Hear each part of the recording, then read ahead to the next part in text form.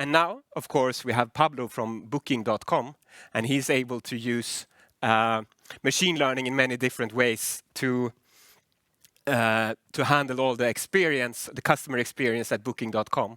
And looking back to what Gossett did 100 years ago, I mean, it's really mind-blowing what we have been able to do. So with that, I mean, short introduction to the technical track, I want to introduce Pablo Estevez Castillo. He's a principal data scientist at Booking.com. He has worked on recommendations, personalization, and experimentation across Booking.com websites, as well as a manager on several machine learning, data science, and product development teams. He will talk about how Booking managed to run a large amount of machine learning models on their site and difficulties they have had with that. If Pablo is ready, I'm happy to go. Right. Hi, everyone, and thanks a lot for the conference organization for inviting me, and thanks a lot to the presenter for this quick introduction. And actually, let's take it from there, right? We just heard this small introduction to myself. You have barely any idea of who I am. But let's say that I show you this slide, and I invite you to watch a video that I'm recommending. Now, you don't know anything about me. You don't know my taste on videos. You have no idea what is behind that link. And even so, some of you at least are very likely to click on that link and see what it is. After all, you have not really much to lose, right? I mean, a video right now, watching a video is basically free. And if you don't like it, you just stop it and continue with your day, right? Now, if instead of a video, I offer you a hotel recommendation. So I say you click on that link, there will be a hotel that I'm recommending to you. I will cost you, by the way, a couple of €100. You will have to commit your family holidays. You will have to arrange flight tickets, maybe a car rental. I doubt that anyone here is going to take this recommendation at face value and follow my advice. Nevertheless, that's basically the job I'm doing. I'm working on Booking.com, we're a marketplace where users come looking for ways to experience the world. And we have different items we can offer them for that purpose. We offer them accommodations, transportation means, tickets to attraction, et cetera, et cetera. It sounds like a very standard problem, right? You have users, you have items, you have to somehow make this match happen. It has been done many times, right? You have sites that offer videos, music, books, bits of information, you have a search engine. So it sounds like a pretty standard problem. But as it turns out, travel has its quirks and twists. And you probably got a feeling of that on that thought experiment that I just presented you above, right? You realize that the kind of risk and the kind of commitments that go when you are making a travel decision are very large. The space of supply that you have to consider is also quite varied. And these are not things that you're willing to negotiate, right? If you want a certain amenity, if you want to have super fast internet, amazing breakfast, if you have kids and you need to have a crib for the kids, for instance, there are things you cannot really negotiate. And the risks are high, the commitment are high, the price is also high. So that's basically the challenge we face here at Booking when we try to work on this idea of matching users to items. And especially specifically in the case of machine learning, me and my colleagues, we have been working for some time on this challenge. And we have tried many things, right? We have made many models, we have made many products trying to use ML to improve the customer experience in our site. We have failed many times, but we also have succeeded. And last year, when we had already succeeded at least about 150 times, taking products to production, which are supported by ML, testing them in A/B tests and seeing their value. We sat together with some colleagues and tried to see if we had learned anything in this process. And we actually wrote a paper that we published last year. You can consult it online. And today we'll just go through some of these lessons that we learned through this process of trying to use ML to improve the customer experience. I will not go through all of the details. As I mentioned, there is a published paper, so you can try to go into it if you want to get the whole idea. But let's go to some of these lessons. And I will kind of try to follow the process of developing a product that is supported by machine learning. And this process starts with inception. You want to come up with some idea. You want to understand whether ML can help you improve this product. How can ML help you improve the customer experience of your specific product? And we summarize this lesson calling ML a Swiss knife, because we have realized that it has really many uses. And it's very productive to think about the many ways in which ML can help your product succeed. Let's go to another thought exercise. This screenshot here is a screenshot of our search result page. There you have all of the listed results when we are showing in our website. And I invite you to spend maybe a couple of seconds thinking, how could you use ML to improve the customer experience on this page? So let's give you some 5 seconds or so.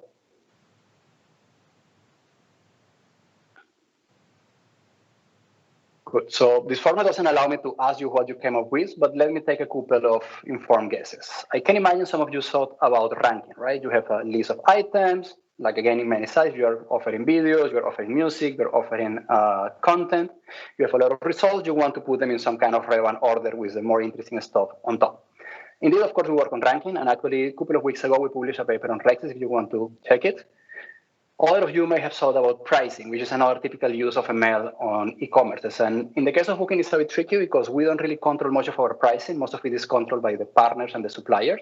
But we do work a bit on deals and promotions. And again, if you check for the Rexes program some weeks ago, we actually published a paper in there. But these are just two use cases. So if I show you the things that I could more or less identify in this page, just browsing through it, I think there is already this screenshot about 20 or 25 different use cases of machine learning trying to improve the customer experience.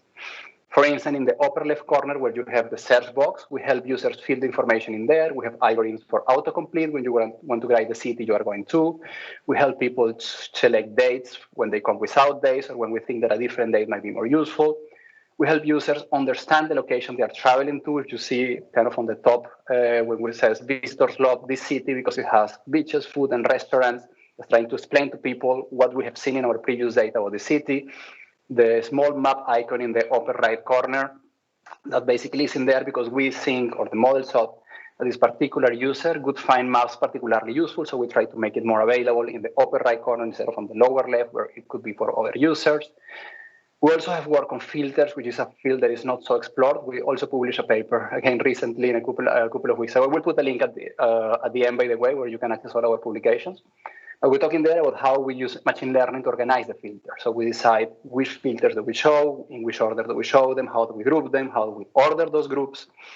All of that in the hope that by putting the right information and the right tools in front of our users, it will be easier for them to find the property they're looking for, the experience they're looking for, the transportation means they need, et cetera, et cetera. I'm sorry, let me click this here. We have all of these different ways in machine learning helps. So what we tried to do last year, we tried to organize this just to put a bit of sanity in our heads, to organize it in families. And I will try to explain you here 3 of these families. If you see the full content, there is about 7 that we identify in there. But we'll give you an example, these 3, to see at least 3 different ways in which ML help us support our customers in the site. And the first family I want to mention is called traveler context models. You can imagine that when somebody comes to our website, they have some kind of trip in mind. Some people have it very clear. I'm going to the Gaia conference, it's this date, it's in this city, no real flexibility around it. Some other people may have some other ideas. For instance, I want to take a weekend escape from Amsterdam by car. So it already says what Disney I can go to, what kind of properties I want to visit. Some people may be thinking about a budget trip or a luxury trip. They could be traveling in business trip or a leisure trip with kids, where they're partnered with their parents, with some friends. Each one of these is a topic for the trip. And you can imagine that for a user, this topic sets a set of requirements and constraints. Now, if our product teams, our designers, our copywriters could be aware of which is the topic of the trip you're searching for, we could make a lot of tools and information available to you. But the issue is that most of these topics are not really explicitly declared by the user. Even things like the travel purpose, where you're going for business or leisure, if you see that in the yellow box, we have this checkbox where you can say I'm traveling for business or leisure, but many of our users don't even click on it. So we don't have this vital piece of information explicitly. And what this family of models do, the traveler context model, is we try to predict, to guess what is the context of this trip. And then we provide this as a semantic, easily interpretable ledger where we inform our product teams for every user what is the likelihood that this user is in a particular type of trip. To make it very specific, the screenshot we have in there is sort of one of these traveler context models that try to identify whether a user is traveling with kids.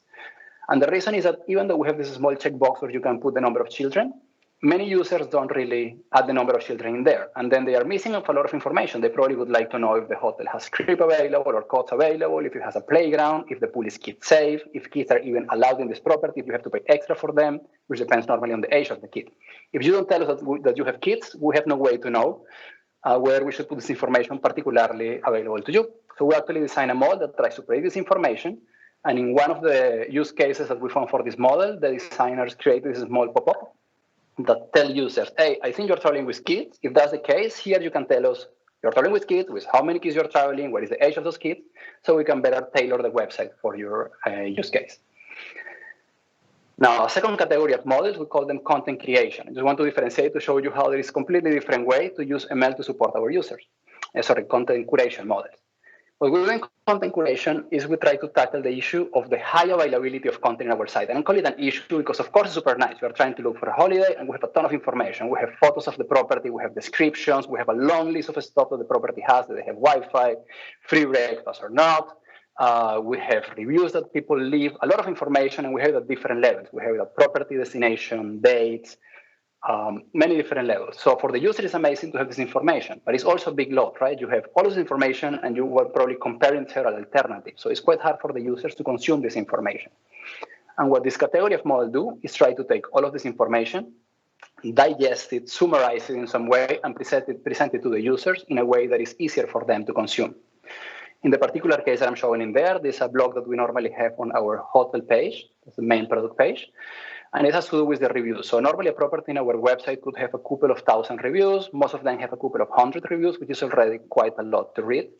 And what we do in here, we do some type of topic detection to try to understand what do people often talk about when they are talking about this property. And instead of having to browse through whatever 500, 600 reviews, we can provide users a very quick summary of this property, which seems to have had a great staff, a great location, and a beautiful building in this particular case. For a third category of models, we have the content augmentation models. And they differ from the content curation because content curation is dealing with presenting in a better format the content which is already explicitly in our platform. While the content augmentation model tries to create new content. We have, of course, access to the logs of the transactions and the behavior of all of our users. We have the logs of the supply, how the supply moves in our site. We can use all of this information to create all of this data to create new information that can be useful for our users to make their choices. Again, in the particular example in here, we are showing the price trend. That's a small piece of text below the photos of the cities, where we indicate to the users how prices have been changing over the last days on this particular destination. And then people can use this information to decide whether they want to buy now, wait for prices later, et cetera, et cetera. Another case which I think is quite interesting, we call it great value properties. And again, because we have access to all this information, all the behavioral and supply data, we can basically assess whether properties are priced at a price which for similar properties is actually a great one, right? So when you're looking at properties, you might not know the city you're traveling to, you might not know all of the details of this property, you don't know the prices that these properties have had at other times, but we do have all that information, and we can use it to create this small icon where they say, this property at this price, according to our algorithm, offers a great value for money, for your stay. These are only three of them. We have another three or four that we describe on the paper, but what I would like to bring as a message from this lesson is not that ML is a hammer and then you should look at everything like a nail. It's more that ML is a toolbox. It's a set of different tools that can have very many applications on your product, and exploring those applications is a great way to bring value. Actually, we tested all of these different products in our A/B testing setup, and we found value in all of these products by themselves. And we also found that each one of these products enabled further value. So you make a first model, and then you can have iterations on the model, on the design, on the copy, on the business logic used to present it that keep on adding value to the product, to the company, and to the users. Well, now we have a business problem we want to tackle. Now we have to translate that into a machine learning problem. And that's not exactly the same thing, right? So the business problem that I have is how do I help users understand better the pricing on their city? Well, the machine learning problem that I can do typically has to do with some kind of prediction setup, right? And we have a lot of alternatives in there. Let me again give you a couple of examples. Let's say you're trying to get an understanding if a user is flexible on their date. So they come to our site, they put dates. Some users have really no alternative, right? If I'm going to the Gaia conference, it's the 27th of November, that's it. But if I want to take a weekend escapade, I could do this weekend or the next one, why not, right? So we would like to get the signal in order to, again, provide it as a semantic layer that our product development teams can use to, for instance, provide more tools to explore different dates, like a calendar or something like this. Now, there is many different ways in which you can formulate a machine learning problem that tries to kind of connect to this business problem or this user issue. For instance, you could say, I will run this model on search results, and for every search result, I have the feature from the search result, and my label will be whether the user booked a date different from the one they are searching for. Nice, okay, you have a binary classification problem, why not? But you could do something different. You could take, again, the feature from a search result page and try to predict whether the next search result page will have different dates. This completely changes the label space, completely changes the sample space also, because in the first formulation, you could only have labels for users who book. So you only have a very limited population, right? You can imagine, unfortunately, in our site, not everybody who searches books. So only a subset, which is both small and biased of the population I'm targeting, will have labels. In the second one, I have different labels, completely different population, but still a binary classifier. But I could take a completely different path. I could say, well, I will take, again, the features at my search, and I will try to predict the number of different days the person will search after this one. So now I'm doing a regression, actually, right? Going from a binary classification to a regression problem that still could be used as a signal to answer the same question. Is this person date flexible? How date flexible is this person? Or I could try to get a model that predicts under which circumstances would somebody change date. Maybe if I offer a discount, they would be willing to change date. Maybe if there is more availability, if there is better location available, they would be willing to change date. All of these are valid machine learning problems that we could design to address this user and business issue. It could look a bit daunting, the fact that you have one problem and now you have five, now you have to choose, you have to develop different alternatives. But again, this idea of the toolbox, right? These are different ways in which you could potentially help a user. And what we normally do is we try to take all of them and explore as many of them as we can to see where do we find more value for the user of our platform, where can we improve the customer experience. After we have defined a problem and we already have kind of a machine learning model to build, it becomes a bit of the easy piece, right? You take your model, you create some kind of split, you try to improve the parameters of your model, try to get the best performance. And in this phase, because you're really working just with a model, you often measure performance with metrics like accuracy, NDCG, precision, recall, F1, depending on which kind of model you are working on. And it makes sense, right? These are metrics that are very easy to compute. You can compute them during the run of your model. You can do it in a very automated fashion. But what we saw during this reflection that we were trying to see what we had learned is that the relation between the performance of the model you are building and the way in which you want to support users and the business is not always straightforward. And it makes sense, right? Because if you remember, the machine learning problem is something that I design.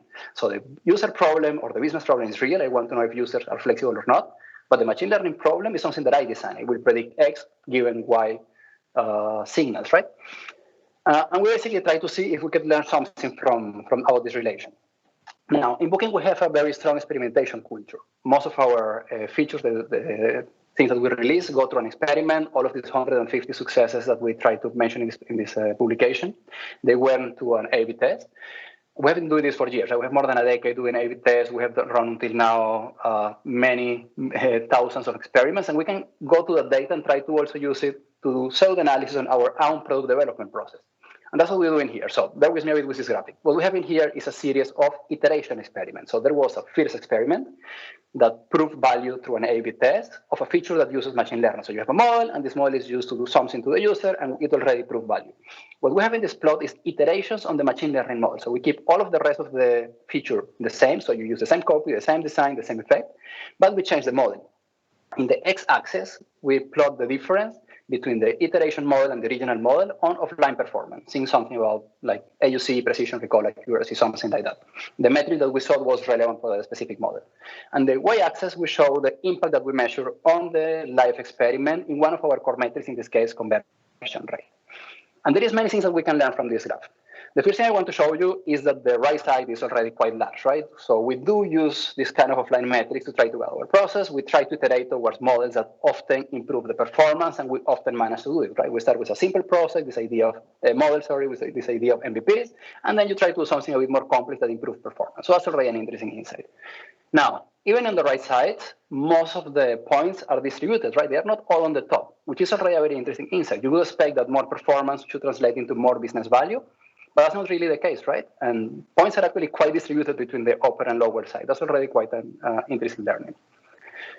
Next learning is that there are also points on the left side of this graph, which tells you that in Booking, at least, we do try models on production that might have relatively lower performance than the original one.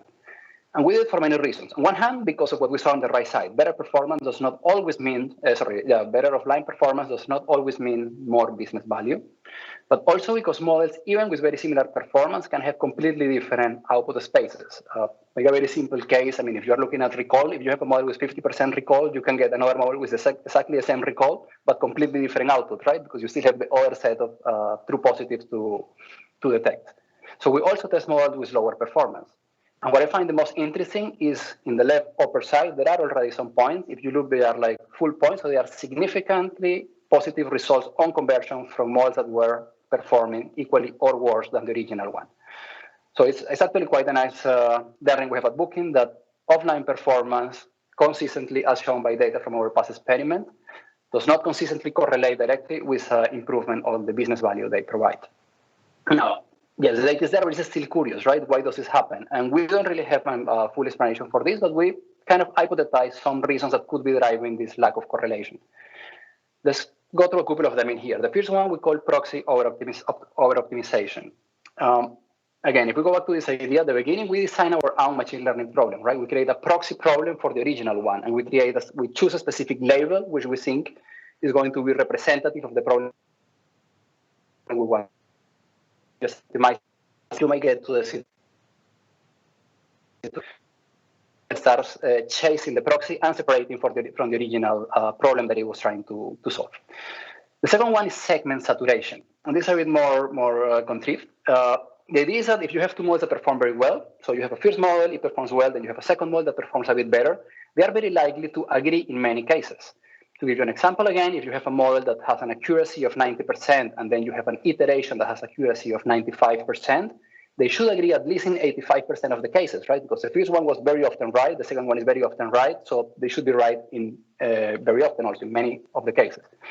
Which means that the improvement that the new model can bring is only on this delta of examples where the answer of the models is different. And of course, on top of the answer of the model, you have the actual treatment. Maybe the models do answer different scores, but they are not different enough to change the threshold that you're using to show a certain feature on the front end on your design.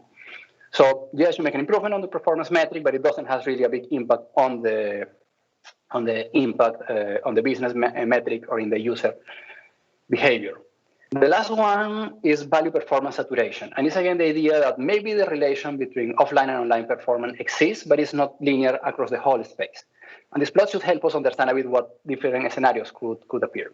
The first one on the upper left are situations in which there is a very strong correlation. And if I oversimplify a bit, you could think of situations like fraud detection, right? If you are 3% better detecting fraud, you are probably saving 3% money on that you are originally losing to fraud, right? There is a pretty much linear relation. Again, oversimplifying, sorry for the people working on fraud. If you go to the right upper plot, there are situations in which there is a lot of value at the beginning, but then the returns start diminishing later. And this could be the case, for instance, for some recommendation or ranking situations. You can imagine at the beginning, if you have a random ranking, performance is quite bad. Then you may be ranked by lowest price, performance is a bit better. Then you rank by popularity, even better. Then by conversion. Then you have a better model of conversion. Keep on working in this direction. At some point, you will be choosing between showing a certain apartment in a certain strip of Amsterdam for 90 euros and another apartment just next door for 91. Yes, maybe NDCG improved, but for the user, seeing one apartment or the other is basically the same. So at some point, you might have diminishing return. You have the saturation of the offline-online performance curve. And then if you go now to the lower left corner, you have situations in which value only kicks in after a certain performance, right? So you might not see a relation between online and offline performance, and it doesn't mean that you're saturated. It doesn't mean that there is no relation. It just could mean that you haven't reached enough performance. And that could be the case, for instance, if you have a machine translation model. If you have a model that just outputs random words, useless. If you have a model that outputs half random, half good, useless. If it outputs almost everything right, but sometimes mistake yes for no and free for paid, still useless, right? There is a point where your model quality becomes good enough that suddenly you start picking up value. Now, we don't have a way to know in which one of the situations we are where we don't see this relation, but I think thinking about these scenarios can help us guide the decision of whether it makes sense to keep on investing on improving the offline metrics, or if you're in saturation, maybe you have to just go one step before to the problem definition and say, okay, can I see this problem in a different way? I am already really good at predicting whether a user will book in a different data than one I'm searching right now. Maybe let's move to the set topic, which I predict the number of different days the person will search. And I have now a completely different way to explore if I can bring new value to my users. Once the model is already tuned, ready for production, you decide to put it out in production, right? And you want to know how it is behaving. Now, you could probably come up with some ideas in there. If you have labels, if you can see your labels from the data, you can see if the performance metric you were looking in production are the same that in training are the same that you're looking now in production. If you have an experimental setup, you can also kind of monitor the impact on your business metrics and in your user behaviors, right?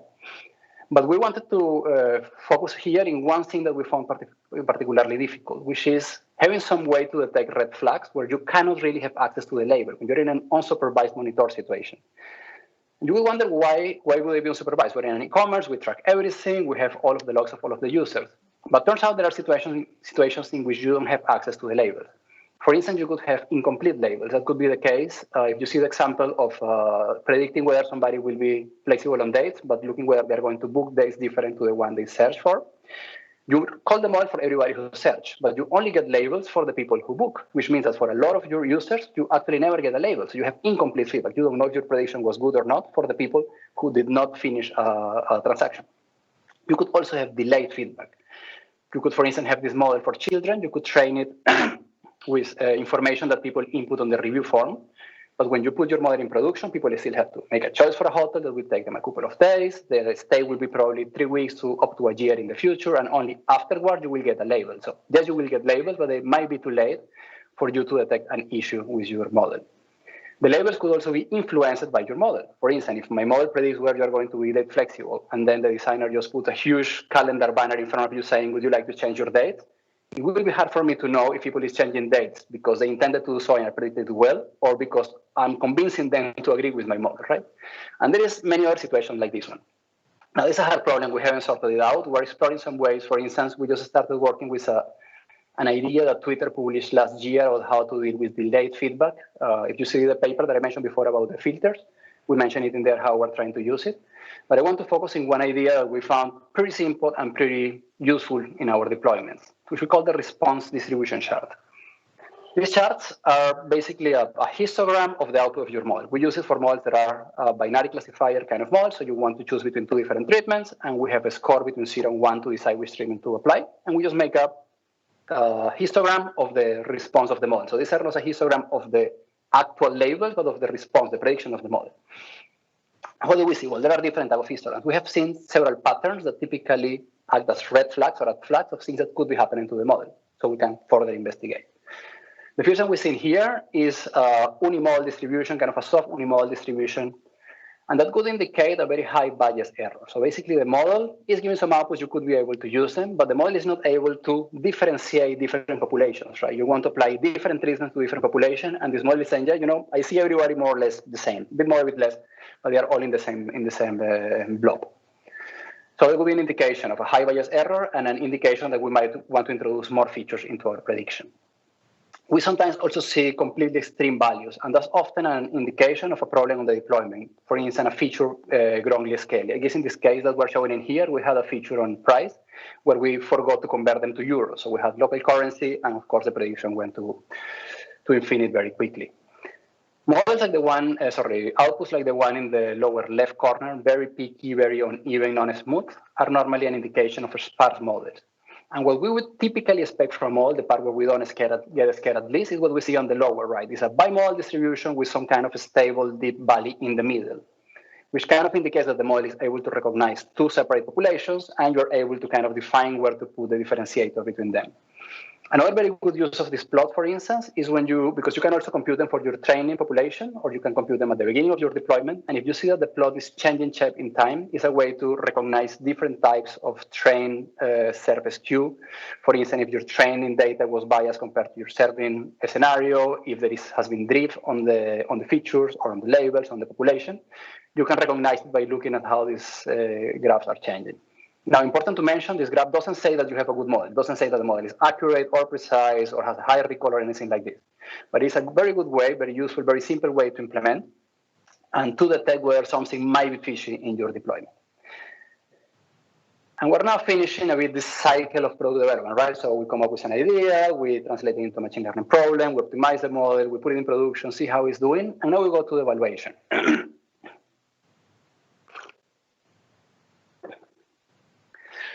And what we have learned in the evaluation is that having complex investing on how you're going to assess your model is actually quite productive and really pays off.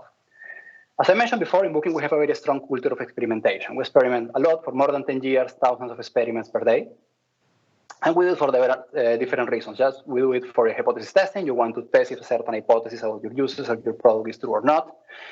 You use it for optimizing your product. You want to see if a specific change in your product will drive a specific business metric or user behavior. We also use them as a safety net when we're doing redesigns, infrastructure changes, or bug fixes. Right? We want to see if what the change that we intend to create actually happens, or if an unintended change occurs. We can monitor it very easily through our experiments. Because of its many use cases, we have developed a very good infrastructure and a very good framework for experimentation that makes very cheap, very safe, and very easy to make experiments. And we have created several setups that make it very versatile also. You can make many different types of experiments. And that applies to every discipline, but also to machine learning. Experimentation has been quite of an enabler for how we develop machine learning. Actually, if you saw the slides before, you saw some of the plot, well, actually in the paper I have a bit more. Many of them come from our experiments. How do we know we had 150 successes? We know it because we experimented on it and we could see conclusive results on how we could support our users. So now let me take you through a couple of steps of how we have refined our experimentation protocol for testing machine learning models and what does it bring us. At the beginning, it's very simple. You have a control population where not much is happening, and you have a treatment group in which you want to call a model and provide some kind of functionality to the user given the output of this model. So you just separate standard A/B test, right? You separate your population in two. You don't do anything on the control. On the treatment, you call the model and you treat the users. And when you compare the results, you will see the combined effect of the performance cost induced by the model. So typically, you have to make a call. You probably have to pay cluster time. You have to pay cluster computing time, computing resources. So you see that cost. And in combination, you can also see the benefit potentially brought by the functionality offered to the user. So that's quite nice. But the first refinement we want to make is that very often the model does not change the user experience. And that could be for different reasons. One reason could be that the model was not able to run. For instance, because the model needs a certain input. Let's say you're doing a model that requires dates and the user hasn't inputted dates yet. Therefore, the model is not able to run and therefore you don't have an output. You cannot affect the user experience. But it could also be that the output of the model is such that the user experience is not affected. If we go back to this example I told you at the beginning about traveling with children, and then you show this pop-up, remember to add your children to the search.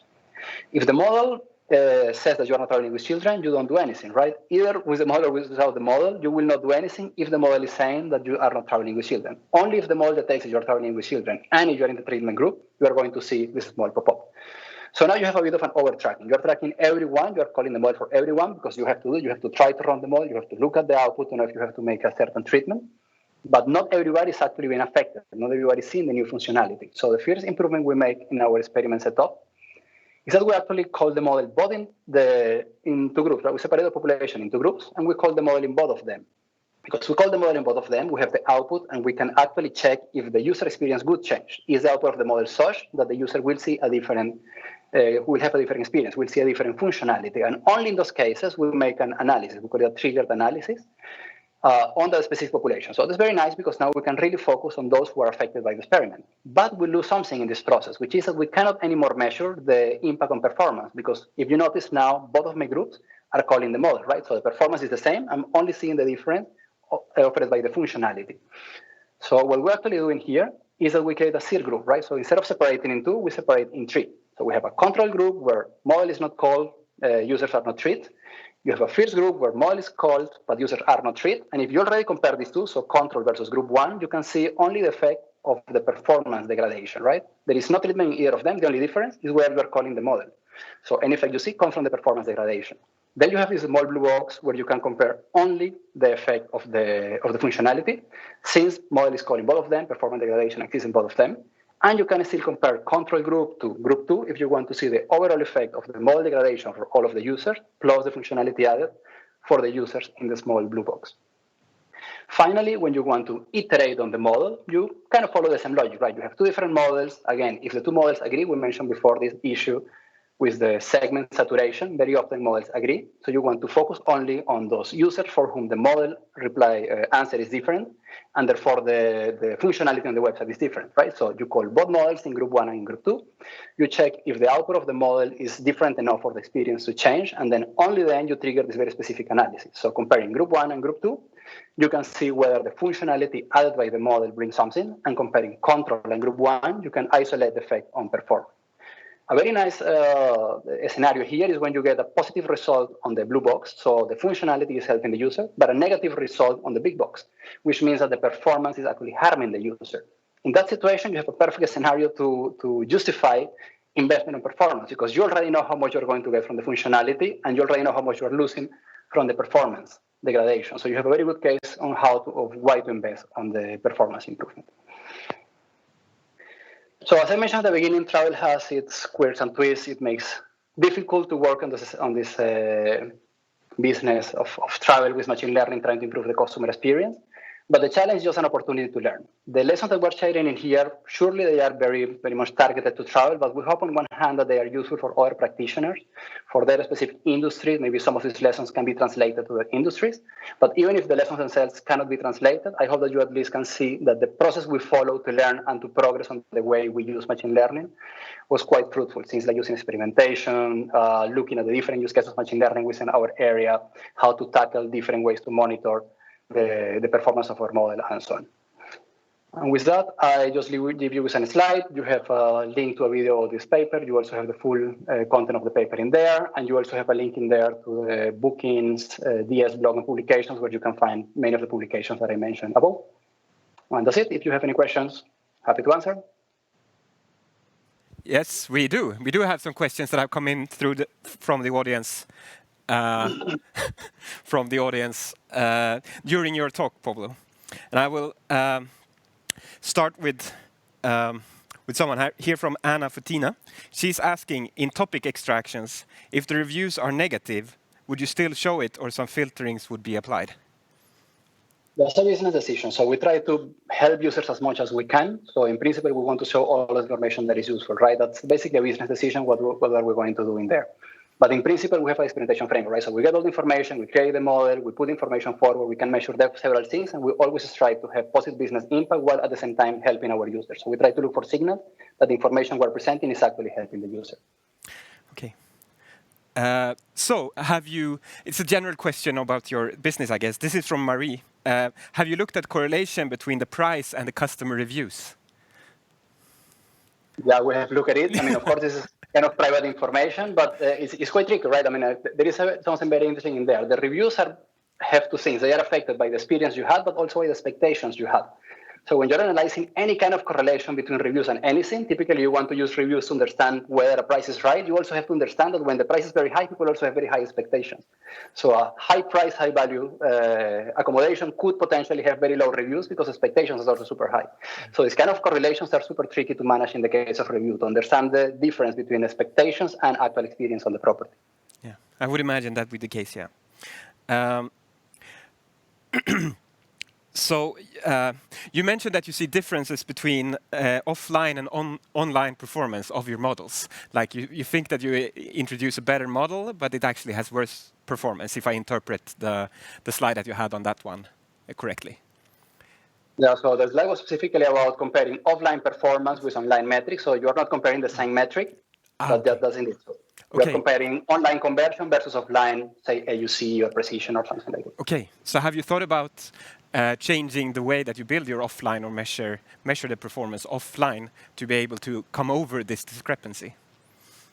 Totally. So one of the nice things of our experimentation culture is that we're really able to learn in the process. So in some of our products, we have iterated really many times. So we have tested at least dozens of different models for a specific use case. And every time that you experiment, you try to understand this correlation. So for example, one thing you could do is you could run 5 different models in a single experiment with different metrics, and you can try to look at the online results and try to understand which one of your offline metrics correlate best on the specific scenario with the business or user behavior that you would like to influence.